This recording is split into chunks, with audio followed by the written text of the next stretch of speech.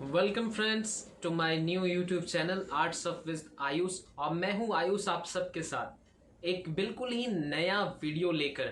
आज मैं बताने वाला हूं, आप सबको एक्सप्लेन करने वाला हूं आईसीएसई स्टूडेंट्स के लिए specially merchant of Venice by William Shakespeare in a very easy language.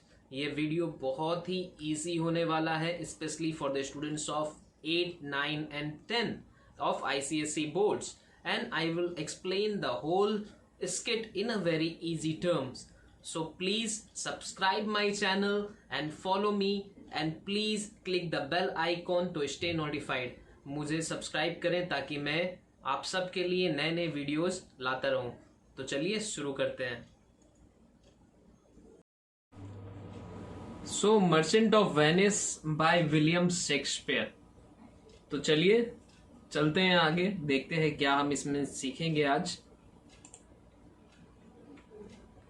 We will see the intro of William Shakespeare. सबसे पहले हम लोगों को देखना होगा विलियम शेक्सपियर कौन थे, इनके लाइफ हिस्ट्री के बारे में कुछ हम जानेंगे।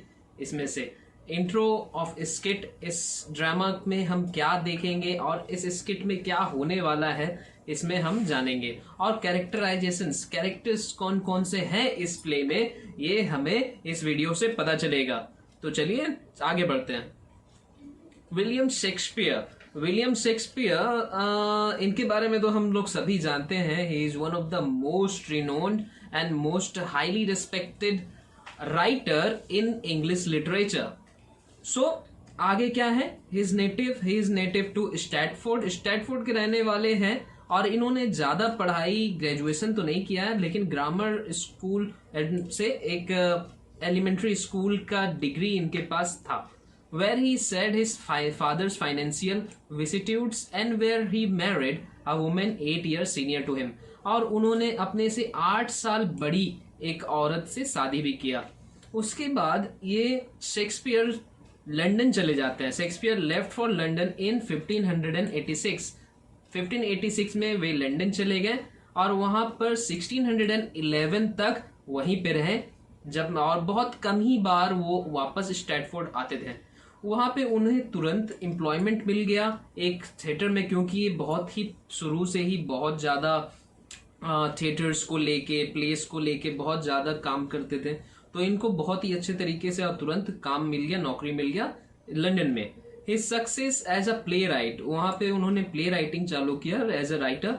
As his success as a playwright seems to have been almost phenomenal. जाहिर सी बात है, शेक्सपियर अपने नाम से ही काफी थे और उन्हें किसी भी चीज के मोहताज नहीं हुए। उन्हें सब कुछ बहुत ही आराम से मिल गया अपने मेहनत के बलबूते पे। By 1592 he was already regarded as with envy, बहुत ही ज्यादा तवज्जो और बहुत ही ज्यादा रिस्पेक्ट के साथ इनका नाम लिया जाने लगा by the older play rights who had advantage of university education. और जो बड़े बड़े जो प्ले राइट्स थे, पुराने जो लेखक थे, जिनके पास एडवांटेज था कि उन्होंने अपने ग्रेजुएशन को बहुत ही बड़े बड़े यूनिवर्सिटीज से ग्रेजुएट्स थे, लेकिन शेक्सपियर ने सभी को पछाड़ दिया, सभी को मात दे दिया। Shakespeare however forced blithely ahead and acquire a patron the Earl of Southampton. और इन्हें उपाधि मिला अर्ल ऑफ साउथहैम्पटन का कुछ दिनों बाद, for whom he dedicated some of his most popular poems।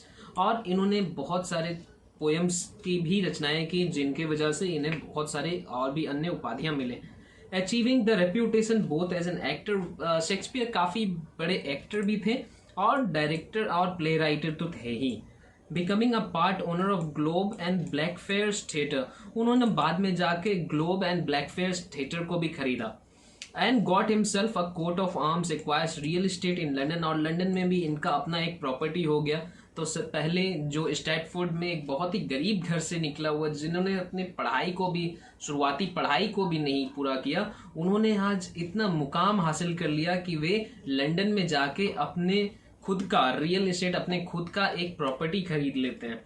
और उसके बाद वो स्टैटफोर्ड में सबसे बड़ा हाउस, सबसे बड़ा घर 1611 में आते हैं और स्टैटफोर्ड में सबसे बड़ा मकान, जिसको हम लोग बंगलो कह सकते हैं, वे खरीद के वहां पे रहने लगते हैं।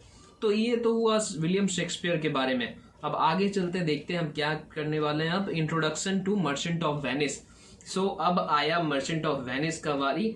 अब मर्चेंट ऑफ वेनिस ये जो स्किट है शेक्सपियर द्वारा लिखा हुआ, इसमें क्या है एक्चुअली। किसी भी स्किट या प्ले को शुरू करने से पहले हमें जानना चाहिए कि उसमें एक्चुअल में है क्या। ठीक है, तो ग्लिचेस क्या है इस स्किट के बारे में, छोटे छोटे क्या बातें जो हम पढ़ेंगे, ये थोड़ा पता अगर चल जाए तो हमारे लिए ये आसानी होता है उस स्किट को समझना। तो let's start. Merchant of Venice actually इसमें एक मेन प्लॉट है। इसमें एक मेन प्लॉट है बसेनियो एंड पोर्सिया के बारे में। तो ये बसेनियो जो लीडिंग कैरेक्टर है और पोर्सिया, ये दो लीड कैरेक्टर्स हैं जिनके बारे में हम इस स्टोरी में, इस स्किट में पढ़ेंगे। तो कोई भी अगर कहानी हो या फिर मूवी हो, सीरियल हो, स्किट हो, ड्रामा हो, उसमें एक हीरो हीरोइन होते हैं। तो ये बसेनियो और पोर्सिया एक्चुअल में हीरो हीरोइंस हैं और ये इन्हीं के प्लॉट्स को कहा जाता है मेन प्लॉट्स। और बाकी सारे जो प्लॉट्स हैं जैसे नेरिसा गर्चियानो के शादी के बारे में या जेसिका लोरेंजो के बारे में हम पढ़ेंगे, तो ये सारे सब प्लॉट्स हैं। Sorry, there are some incident which are connected to these threads of plots. तो कुछ और भी बातें हैं जो सभी ड्रामास में होते हैं, स्पेशली इस ड्रामा में बहुत ही बखूबी शेक्सपियर ने दिखाया है जिससे, जैसे कि सिलेक्शन ऑफ कैस्केट। तो ये सिलेक्शन ऑफ कैस्केट एक्चुअल में वो इंसिडेंट है जिससे पोर्सिया को बसेनियो जीतता है। हाँ, जैसे स्वयंवर होता है तो इस तरीके से स्वयंवर के थ्रू बसेनियो पोर्सिया का हाथ जीतता है। फिर उसके बाद रिंग इंसिडेंट होता है, बॉन्ड इंसिडेंट होता है एंटोनियो और साइलॉक के बीच में, इलॉपमेंट ऑफ जेसिका विथ लोरेंजो, जो कि साइलॉक की बेटी है जेसिका, वो लोरेंजो के साथ भाग जाती है। और नरीसा और गर्चियानो, नरीसा जो कि पोर्सिया की मेड है और गर्चियानो एंटोनियो और बसेनियो की का दोस्त है, उस दोनों का मैरिज सेरेमनी। तो ये सारे कुछ सब प्लॉट्स हैं। डेट कब कंपोज किया गया Merchant of Venice, it is actually not known clearly whether it is compose in July 1598 और 1595, बट बहुत सारे रिसर्चेस के द्वारा हमें ये पता चला कि ये 1596 के लगभग में कंपोज किया गया है।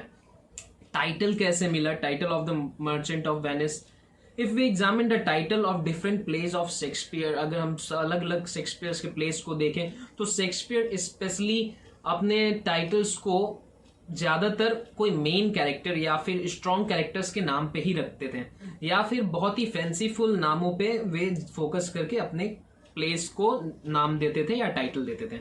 और कई बार ऐसा भी देखा गया है कि एक्ट के सबसे वीक कैरेक्टर के नाम को लेके शेक्सपियर ने अपने एक्ट का टाइटल दे रखा है।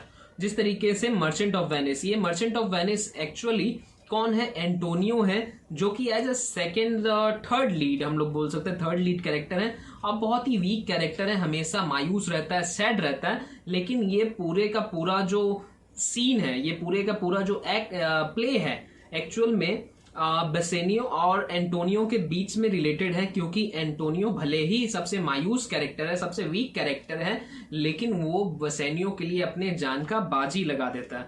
तो इस वजह से शेक्सपियर ने इसका नाम रखा है द मर्चेंट ऑफ वेनिस। ठीक है, और ये कहीं ना कहीं सही भी है कि मर्चेंट के नाम पे है, क्योंकि एंटोनियो लीड, सेकंड लीड है, तो सही है मर्चेंट ऑफ वेनिस। चलिए आगे देखते हैं। इसमें देखिए इम्प्रोबेबिलिटीज ऑफ द प्लॉट्स, 3 मेन इम्प्रोबेबिलिटीज है मर्चेंट ऑफ वेनिस में, जो कि है द बॉन्ड। अब ये बॉन्ड क्या है, एक्चुअल में जो बॉन्ड इंसिडेंट होता है एंटोनियो और साइलॉक के बीच में, ये बहुत ही लॉ अबाइडिंग नहीं है, किसी भी कंट्री के लॉ के अगेंस्ट में ये है, क्योंकि ये इलीगल बॉन्ड होगा।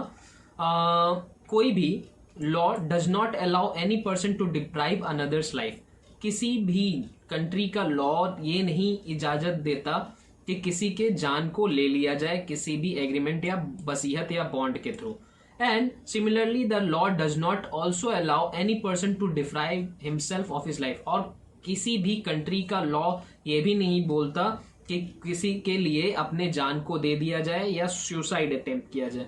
तो दोनों तरीके से ये इम्प्रोबेबिलिटी, ये पूरे तरीके से गलत है, ये बॉन्ड पूरे तरीके से गलत है। Does murder and suicide are both illegal? No court of law would entertain such a bond. और किसी भी शहर या फिर किसी भी देश के कोर्ट या फिर जस्टिस में या फिर जुडिशियरी में इस तरीके के बॉन्ड को संवैधानिक रूप से या फिर इस तरीके के बॉन्ड को लॉफुल नहीं माना जाता. Because the bond would be both illegal and immoral. Because Antonio is stating in that bond that he is ready to give his life if he fails to give back the money, to return back the money to Psylocke. And Psylocke also in this bond is asking for Antonio's flesh, a pound of flesh, which in turn can be suicidal, or which in turn is like a murder of Antonio by Psylocke. So in both the terms it is illegal and it is not going according to the law. So no agreement can be made between person to achieve this purpose. Nobody can murder someone through the judicial bond, or nobody could give hers or her life through this judicial bond. So it is improbable. The casket, in this play we will see that the Portia is enforced by a bond, again by a agreement which is imposed by her dead father. According to that agreement, Portia cannot marry any person whom she likes. Actually, in order to marry anyone, that person have to go through a game, go through a match, a casket game, in which he has to choose the correct casket, and after that only he will be liable to choose Portia as his wife. तो Portia अपने मन से किसी को भी अपना पति नहीं चुन सकती थी. उसके पति को, जो भी पोर्सिया के साथ शादी करना चाहता है, उसे कैस्केट गेम को जीतना पड़ता, और जो भी कैस्केट गेम को जीतता वही पोर्सिया के साथ विवाह करता या फिर शादी करता. और कहीं ना कहीं पोर्सिया इसमें पूरे तरीके से फ्रीडम नहीं थी. पोर्सिया को ये फ्रीडम नहीं था जिससे वो प्यार करती है वो उसके साथ शादी कर सकती है. ना, पोर्सिया को इस चीज का फ्रीडम नहीं है. तो कहीं ना कहीं इस चीज का बड़ा ही एक इम्प्रोबेबल सा चीज है कि these restraints have their basis in chance. और पोर्सिया शायद कोई गलत आदमी भी उसके साथ शादी कर सकता था, तो ये कहीं ना कहीं सही नहीं है. Portia can not take as a husband the man whom she likes if he fails, and she can not refuse a man whom she likes if he succeeds. तो कोई जिसे पोर्सिया नहीं चाहती थी वो अगर जीत जाए, और तो वो अगर जीत जाता तो पोर्सिया को उसके साथ भी जाना पड़ता, क्योंकि पोर्सिया उसे रिफ्यूज नहीं कर सकती थी. तो ये काफी एक अटपटा सा एक कैस्केट गेम है. No one can say that whom she does not like if he succeeds, क्योंकि अगर समझ लीजिए कि एक प्रिंस ऑफ मोरक्को का एक इंसिडेंट आएगा, और अगर प्रिंस ऑफ मोरक्को इस कैस्केट के गेम को जीत जाता तो पोर्सिया को प्रिंस ऑफ मोरक्को के साथ जाना पड़ता, जो कि शायद सही नहीं होता, क्योंकि पोर्सिया प्रिंस ऑफ मोरक्को को पसंद नहीं करती थी. No one can say that mere accident will bring the best type of man to Portia. और इसमें कहीं भी ये जस्टिफाई नहीं हो सकता था कि बसेनियो आएगा और बसेनियो ही जीतेगा इस मैच को. ये कहीं ना कहीं ये जस्ट एक इम्प्रोबेबल सा चीज है. ये एक अचानक में हो गया, एक इंसिडेंट वाइज इसको हम लोग मान सकते हैं अगर रियल लाइफ में ऐसा हो तो. द ट्रायल में पोर्सिया डिस्गाइज करके अपने रूप बदल के जाती है कोर्ट में एंटोनियो को बचाने के लिए, और एज ए डिफेंस लॉयर वो डिफेंस के तौर पे एडवोकेट करती है कोर्ट में साइलॉक के अगेंस्ट. तो साइलॉक इसमें दो बातों का उसे ख्याल रखने के लिए बोला जाता है पोर्सिया द्वारा. पोर्सिया बोलती है कि तुम्हें दो बातों का ख्याल रखना होगा. He must not allow even a single drop of blood to flow out of the cut. अगर एंटोनियो, ठीक है एंटोनियो ने पैसा नहीं दिया कोई बात नहीं, लेकिन साइलो को इस चीज का ध्यान देना होगा that not a single drop of blood should flow out of a cut, because in the bond it is not stated, it is not put that there will be a blood, there will be a glitch or drop of blood. So there should be not a single drop of blood should come out. The pound of flesh must be one exact pound. Second point, that in the bond it is written that there should be only 1 pound of flesh. So there should be an exact pound neither more nor less, ना तो ज्यादा ना तो कम, उसे नहीं चलता, उसको पूरा ही 1 पाउंड 1 कट में निकालना था। और by weight of a single hair, अगर एक बाल के हिसाब से माइन्यूट मिलीग्राम का भी अगर डिफरेंस हो जाए तो वो बॉन्ड रद्द हो जाएगा। Now the fact is that cutting the flash of living person automatically involves bleeding. अगर किसी भी जिंदा आदमी को हम अगर काटेंगे या फिर कोई भी जिंदा लिविंग ऑर्गेनिजम्स को हम काटते हैं तो उसमें से ब्लीडिंग होगा। But the bond did not say that this pound of flash was to be cut off in one stroke only, but there is one clause that in the bond it is not stated there. Psylocke will take the flesh in one cut. He can use twice, he can take the third or twice also. Portia here objects to what would happen in the natural manner. So ये भी improbable सा चीज है कि शायद हो शायद ना हो, बट फिर भी पूरे का पूरा जो इंसिडेंट है ये as a hero Antonio Bassanio के हिसाब से ही चलता है और उनके पक्ष में ही जाता है। Now we will come to the character part, जो main characters of Merchant of Venice. काफी इंटरेस्टिंग से कैरेक्टर्स हैं और one of the most solid और ट्रिमेंडस कैरेक्टर अगर देखा जाए साइलॉक, जो आज तक विलियम शेक्सपियर ने जिसे क्रिएट किया है वो भी इसी एक्ट में है, उसी प्ले में है। तो पहला character Shylock, Antonio, Portia, Bassanio, Gratiano, Jessica, Launcelot fool, Lorenzo, Salerio, Solanio, Nerissa. तो ये सारे कैरेक्टर्स हैं जिनके बारे में हम पढ़ेंगे। तो पहला साइलॉक। साइलॉक कौन है? साइलॉक एक्चुअली मेन विलन है इस एक्ट का। हर एक कहानी में एक विलन होता है, तो साइलॉक विलन है और शेक्सपियर का क्रिएटेड सबसे खतरनाक कैरेक्टर्स में से एक है शाइलॉक। मनी लैंडर है, जो इस मनी लैंडर है क्रिश्चियंस को हेट करता है, डिसीविंग नेचर है, बहुत ही ज्यादा क्रूर है, क्रूअल है, स्टोन हर्टेड, पत्थर दिल, रिवेंजफुल कैरेक्टर है। यहाँ तक कि एंटोनियो को ये पूरा प्लान कर लेता है कि किस तरीके से वो मारेगा। माइजर है, बहुत ही ज्यादा मर्सीलेस है, खूनी टाइप का है और बहुत ही ज्यादा कंजूस भी है, माइजर भी है और मर्सीलेस भी है। इसको किसी भी चीज पे दया नहीं आती। कॉम्प्लेक्स कैरेक्टर है, समझ नहीं पाता। ज्यूज रेस को, ज्यूइज्म को वो बहुत ही ज्यादा प्रेरित है और ज्यूज को बहुत ही ऊपर लेके अपने समुदाय के लिए बहुत कुछ करना चाहता है और सस्पिशियस नेचर है, जिसकी वजह से इसकी बेटी जेसिका भाग जाती है लोरेंजो के साथ। तो काफी एक कॉम्प्लेक्स सा कैरेक्टर है, बहुत ही इंटरेस्टिंग कैरेक्टर है। अगर लिटरेरी फॉर्म से देखा जाए काफी इंटरेस्टिंग कैरेक्टर है, बहुत ही ज्यादा प्रभावशाली और बहुत ही ज्यादा इन्फ्लुएंसिव है, जो कि आज भी हम अपने नए नए न्यू नोवेल्स या फिर स्किट्स में हम लोग देखते हैं। तो नेक्स्ट कैरेक्टर कौन है? नेक्स्ट कैरेक्टर है एंटोनियो।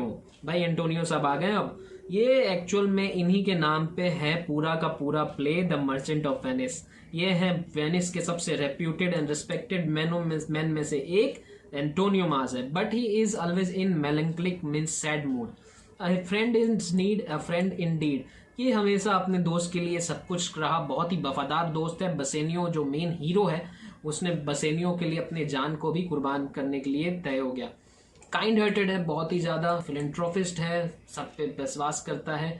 इनटॉलरेंस अगेंस्ट ज्यूज के लिए बहुत ही ज्यादा ये क्रूअल है। ज्यूज को ये बहुत ही ज्यादा हेट करता है, जिस तरीके से साइलॉक क्रिश्चियंस को हेट करता है, ये ज्यूज को हेट करता है। In different attitude of his character, man with sympathy.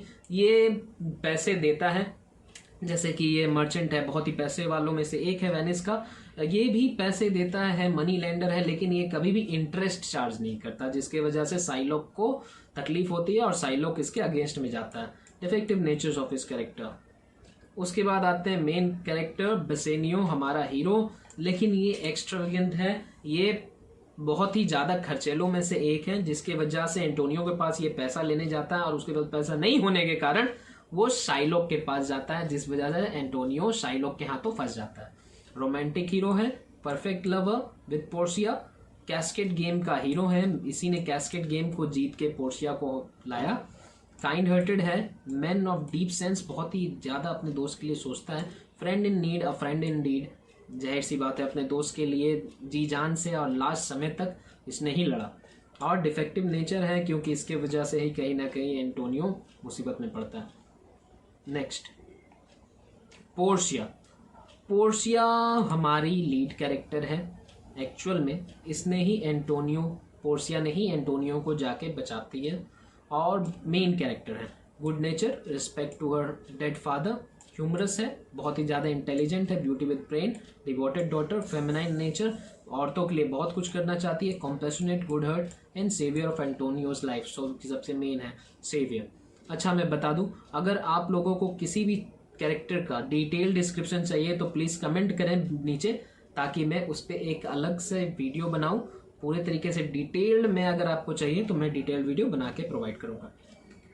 गर्जियानो बसेनियो का दोस्त है, बहुत ही ज़्यादा टॉकेटिव, बात करने वाला है, सार्कास्टिक है नेचर में, lack of wisdom, realistic character, remarks about Shylock, promise to Bassanio, kind hearted, falls in love with Nerissa के साथ शादी करता है और ट्रायल बेंच में ये भी एक पर्सन है जो ट्रायल बेंच में रहता है, कोर्ट में हाजिर रहता है। तो गर्जियानो के बारे में ये सब साइड कैरेक्टर्स हैं। उसके बाद जेसिका, साइलॉक की बेटी, beauty with intelligence, faithful girl है, पोर्शिया की सेकंड पोर्शिया में से कह सकते हैं, सेकंड हीरोइन। हिडन टेम्परमेंट, वो अपने बाप को नहीं बताती कि वो एक्चुअल में लोरेंजो से प्यार करती है। गर्ल रेबेलियस हो जाती है, फिर लोरेंजो के साथ चली जाती है। Elopement of Lorenzo and Jessica episode में हम इसे देखेंगे। Modesty and feminine nature aspect, witty है, विजडम है, ह्यूमर है। Elopement with Lorenzo, double role and romantic lady, बड़ा ही ज़्यादा प्यार से लोरेंजो के साथ ये रहती है। फिर उसके बाद लुइंसलॉट आता है, फिर लुइंसलॉट गोबो। ये लुइंसलॉट फूल एक्चुअल में एक फुलिश कैरेक्टर है, ह्यूमरस कैरेक्टर है, कॉमिक कैरेक्टर है इस पूरे के पूरे प्ले में। लुइंसलॉट गोबो इस लुइंसलॉट का पिता है, हाफ ब्लाइंड रहता है। आगे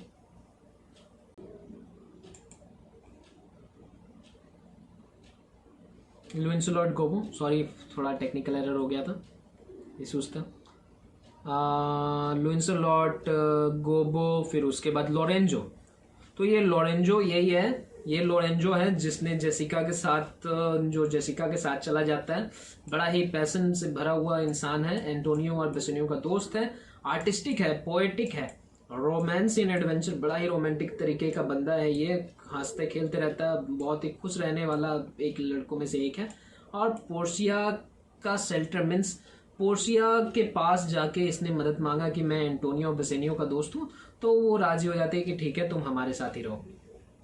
आगे सेलेरियो और सोलानियो एक्चुअल में दो भाई हैं जो हमेशा साथ में रहते हैं, और ये भी दोस्त हैं एंटोनियो और बेसेनियो के। पूरे प्लेज में हम लोग सेलेरियो और सोलानियो को देखेंगे और इनके थ्रू ही हमें बहुत सारे ऐसे इंफॉर्मेशन हैं जो एक्चुअल में इनके थ्रू हमें और ऑडियंसेस को मिलते हैं। नेरीसा कौन है? ये लेडी वेट्रेस है पोर्शिया की, बहुत ही वर्ल्डली माइंडेड है, दुनियादारी के बारे में बहुत कुछ कहती है, रिविलियस वुमेन है, एप्रोस्टिक nature, capacity to copy Portia की एग्जैक्ट कॉपी है, क्योंकि हमेशा पोर्शिया के साथ ही रहती थी और पोर्शिया के तरह ही रहती है। इंटेलेक्ट है, विटी है, ह्यूमरस है, और ये गर्टियानो के साथ प्यार में पड़ जाती है और गर्टियानो के साथ शादी कर लेती है। हर टू फुल रोलर्स में भी हमें इसके दो रोल्स दिखेंगे, एक तो पोर्शिया के साथ और दूसरा कोर्ट में as a helper of Portia when she goes for the advocacy of Antonio in the court, in the trial room. ठीक है, तो ये रहा पूरा का पूरा आज का वीडियो, पूरा का पूरा कंटेंट के साथ। सो थैंक्स फॉर वॉचिंग, और आप लोगों को कोई भी सजेशंस हो, कोई भी क्वेरीज हो, प्लीज़ कमेंट करें। वीडियो थोड़ा लंबा रहा क्योंकि ये मर्चेंट ऑफ वेनिस है, ये तुरंत नहीं समझा जा सकता, तो sorry for that, but time देंगे तभी तो सीखेंगे। So please comment down below आप सभी को वीडियो कैसा लगा, और वीडियो को लाइक करना बिल्कुल भी ना भूलें, और मेरे चैनल को अगर आप लोगों ने सब्सक्राइब नहीं किया है तो प्लीज़ इसे सब्सक्राइब करें और शेयर करें और भी स्टूडेंट्स के साथ, ताकि इस वीडियो से उनका भी हेल्प हो। और मैं बहुत ही जल्द दूसरा वीडियो जो कि होगा समरी ऑन एक्ट 1 सीन 1, ये मैं रिलीज करूंगा। So please wait for it and please click the bell icon to stay notified, ताकि मैं जब भी नया वीडियो डालूं तो आपको वो तुरंत मिले। Thank you.